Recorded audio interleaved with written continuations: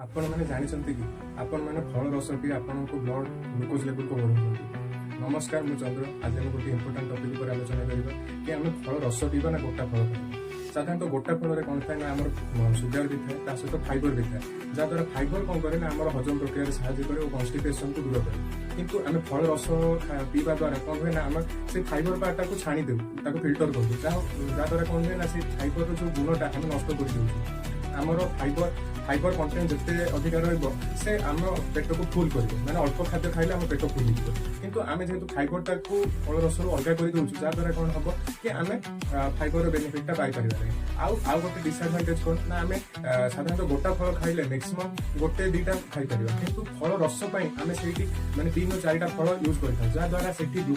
माने सुगर भी मात्रा से बढ़ला तो आमर ब्लड ग्लुकोज लेवल को से स्पाइक कर तेणु से क्षेत्र में आपड़ जब प्रिफर करने चाहते तो गोटा फल को प्रिफर करूँ आउ फल रस को से क्षेत्र में कम दिंतु